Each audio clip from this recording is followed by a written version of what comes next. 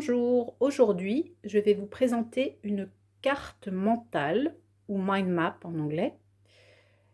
Qu'est-ce que c'est une carte mentale? C'est un outil qui permet d'organiser son savoir, de mieux le visualiser. Ce sera donc une carte mentale sur le thème du livre. Je vous invite tout d'abord à activer les sous-titres pour bien comprendre ce que je vais dire. Donc la carte mentale fonctionne un peu comme les branches d'un arbre. Donc ici, sur le thème du livre, j'ai créé une première branche qui s'appelle l'objet. Alors l'objet du livre comporte effectivement la couverture, la reliure, l'introduction, préface ou préliminaire. À la fin du livre, nous avons souvent un index, une table des matières. Donc je vous le montre là, donc la couverture, la reliure. Alors ici, il n'y a peut-être pas, voilà, une sorte d'introduction. Et à la fin du livre, normalement, il peut aussi y avoir les remerciements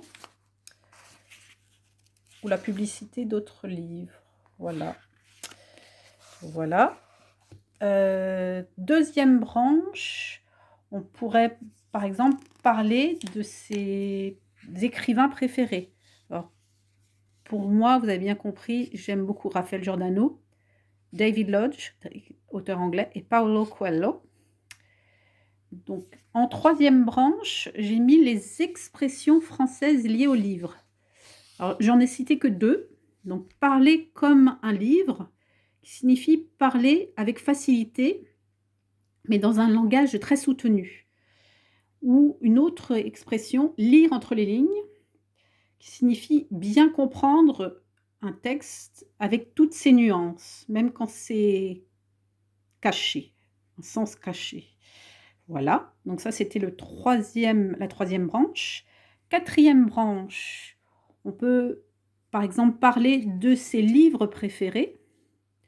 Moi c'est donc Paradise News de David Lodge, S'adapter de Clara Dupont-Mono et évidemment Ta deuxième vie commence quand tu comprends que tu n'en as qu'une. Donc ça c'était la quatrième branche. Cinquième branche, les genres de livres. Nous avons le polar ou le thriller, le roman, la fiction, science-fiction, les romans historiques par exemple. Il y en a bien d'autres, mais c'est juste à titre d'exemple. Et enfin, la dernière branche que j'ai créée de l'arbre carte mentale, ce sont les métiers du livre. Alors, les métiers du livre, il y en a quelques-uns. Il y a par exemple le libraire donc, qui commercialise les livres, le bibliothécaire qui travaille, comme son nom l'indique, en bibliothèque, répertorie les livres, conseille les abonnés. Le documentaliste répertie tous les documents, et y compris les livres, souvent dans les établissements scolaires.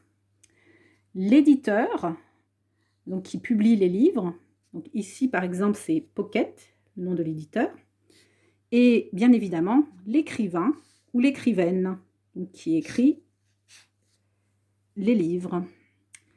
Voilà, et donc tout ceci s'appelle une carte mentale.